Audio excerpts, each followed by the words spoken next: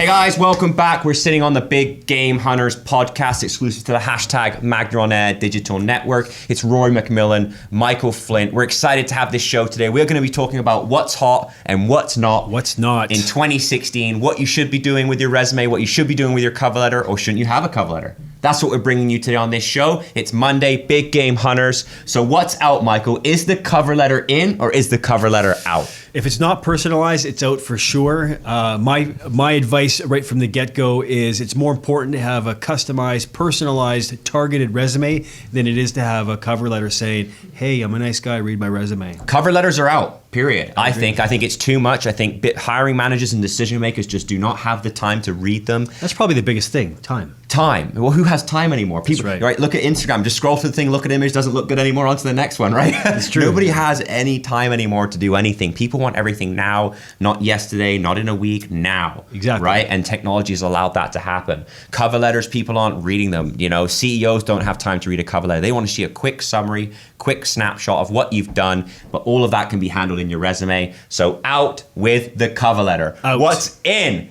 Tailored resumes. You got to tailor your resume. That's right. Right? You got to tailor your resume to the job that you're looking to apply for. Why is that, Michael? Why should candidates be looking to tailor their resume? Well, first of all, I think you can't be all things to all people, and for that matter, all companies either. And if you don't take the time to ensure that what you've done, or at least to pull out your work history of what you've done against the key hiring criteria, it shows that you maybe didn't even read that job description in the first place. I think it's showing that you're not cutting corners, right? Like, even though you're not going to be giving them a cover letter, that can highlight everything about, your past, your little bit over what you've done. I think a tailored resume is crucial, because really hiring managers, the CEO and the hiring managers aren't the first person typically looking at your resume. A big company, it's a HR person, it's a talent acquisition specialist, it's a recruiter. So you want to make sure that you have summarized snapshots in your resume that are going to pique that hiring manager's interest to get it to the next level within the hiring process. Yeah, well, and clearly articulate within that document that you've done what they need to see in a successful candidate. We never see a candidate that sprays and prays their resume out there to all of these different companies, all these businesses. Really get ahead. Get it, no. You have to tailor the job. If you look at any successful person that's in the job market, hot candidate in the job market, they are taking the time to review the job description, look at key things on the company's website before they submit their application. So that's in. Tailored resumes is in. What's out, Michael? What's out? The next one, objective statements. Why is it, Mike? Are they needed? Aren't they needed? Oh, I don't know. I mean, they're out. They're out. They're definitely out. I think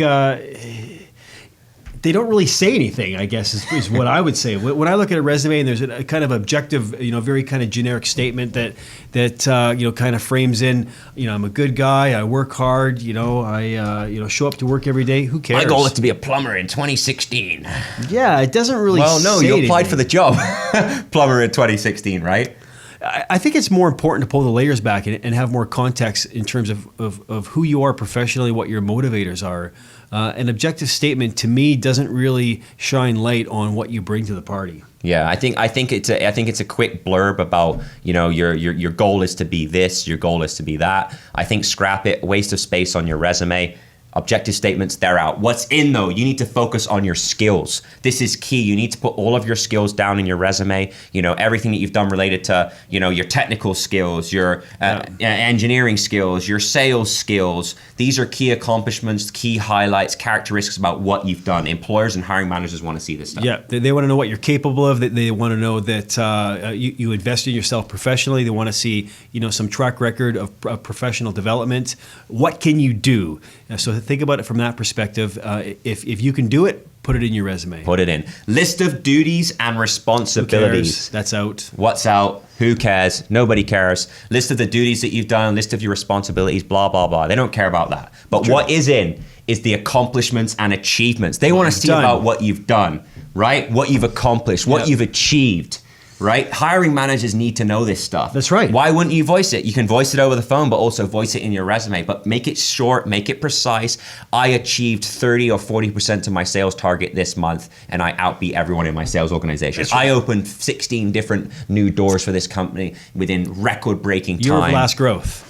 What's that? Year over last growth. Year over last growth. I was the fastest coder in the organization to code out an algorithm that no one could potentially think of, and I just made it work. Absolutely. Right? People want to know this stuff. Get your skills in there. Keep your resume tight. Get your achievements and accomplishments out there. Be specific. Be specific. Do not be a generalist. Be an expert.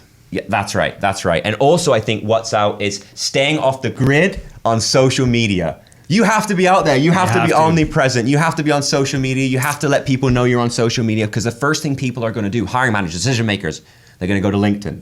They're going to go look on Facebook. They're going to go look on Twitter. Is this person active? Isn't he active? Yeah, listen, there is a separation between work and your personal lives, but more and more the integration is happening, and you have to be a bit more responsible maybe on what you post. But the bottom line is there is an expectation that you promote and market and ensure that you're marketing the company through every channel and means possible. So that means you want your people on social media. I think it's critical too as well, Mike, that what role you're in. Like if I was a marketing director or a marketing VP and I was constantly putting out video content, or I was involved in helping my gaming company create this awesome advertisement that went all over national television. Like, people want to see your work. They need to see your work. They need to see what you've done. And it's quality, right? When you can physically see something, it's like, man, I think this person could come work for me. Well, yeah, right? For sure. This person has the value. This person gets it. If he actually did all of this, and organized all this, collaborated this, here's all of his achievements, here's all of his accomplishments, this is this guy's skills, I'm bringing this person in. Yeah, for sure. Right? 100%. And that's what we want to help you guys do. We want to help you get in that interview. We want to help you get in the door. We want to help your life, your career accomplishments become a seamless process, because I know just how challenging it can be out there, because it's the war of talent. It's very hard to find great people. It's hard to get ahead, but we're just trying to help as many people as we possibly can from everything that we know within the recruitment business, right? 100%. One more thing, what's out? References on request, references upon request, get rid of them. Who cares? Nobody cares about that. Let them get in contact with you and ask you your references at the end stage of the game. Yep. It's not, don't list all of your references for the first thing. They are never going to get called anyway. So don't list them, waste the space, fill that space with or that real estate up. What you've done, what you bring to the table. What you brought to the table, what you've done. And you're going to get a lot faster, a quicker growth, quicker opportunity to get out there and get your job. Is that right, Mike? 100%. Awesome. All right, guys. Well, thank you so much for tuning in. It's the Big Game Hunters podcast. I hope you liked today's show. We had a lot of fun doing it.